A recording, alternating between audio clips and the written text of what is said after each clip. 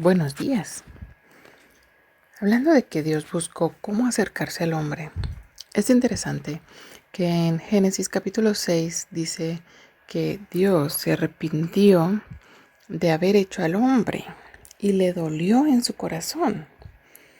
Entonces dijo que los iba a destruir.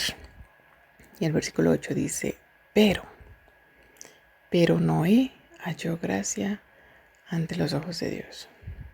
Entonces Noé, ya sabemos la historia, construyó un arca de acuerdo a todas las características que Dios personalmente le dio, y Noé hizo exactamente lo que Dios le había mandado. Esto hace parte de su testimonio, ¿verdad? Aunque fue muy difícil construir este barco en un lugar donde todavía no llovía, aunque fue difícil aguantar la burla de toda la gente y la maldad que había a su alrededor, Noé obedeció a Dios y instruyó a sus hijos desde chiquitos, porque cuando Noé comenzó a construir el arca tenía 500 años y cuando nació su primer hijo tenía 500 años. Eso quiere decir que su niño, sus hijos, los instruyó desde muy pequeños en esa obediencia a Dios, en ese hacer un barco en medio de la nada, pero Noé los instruyó desde chiquitos. Comienza el diluvio, termina el diluvio, pasan allí casi un año entero y esto es algo increíble, impresionante como Dios los cuidó allí en medio de la nada, literalmente, solos, aislados. No fueron 40 días, fueron casi un año como lo que llevamos con la pandemia, ¿verdad? Pero al final Dios los saca de allí y les promete algo a través de un arco iris. El arco iris les iba a recordar a ellos que Dios nunca iba a destruir otra vez la tierra con agua. ¿Por qué era tan importante esto? Porque hasta el momento no había llovido. Y la única vez que llovió hasta ese momento era torrenciales.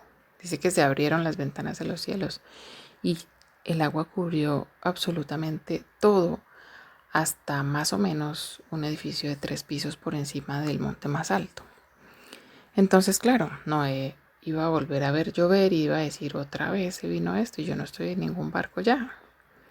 Pero Dios se encargó de darle una promesa a través del arco iris. Cada vez que llovía, salía el arco iris. Y sí, sabemos que es por efecto del sol y el agua, pero también sabemos que es un recordatorio de que Dios nunca iba a volver a destruir la tierra con agua.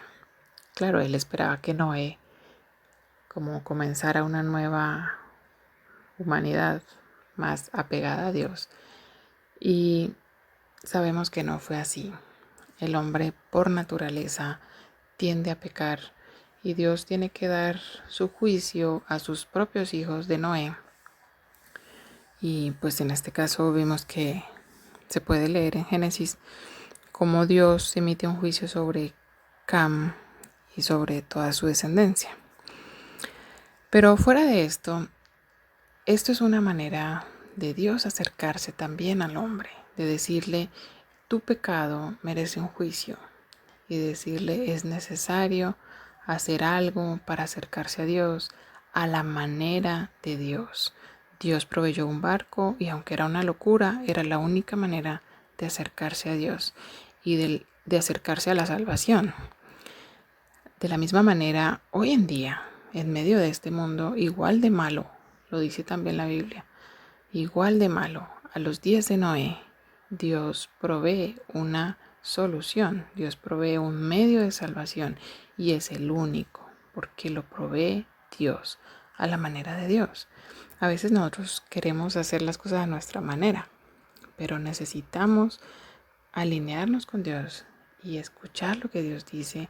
Si Él dice tienes que reconocer que tienes pecado, pedir perdón por tu pecado, sabiendo que Jesús murió en la cruz y es la única manera que tenemos para ser salvos, pues esa es la única manera, porque fue la manera que Dios mismo proveyó para que hubiera perdón de pecados.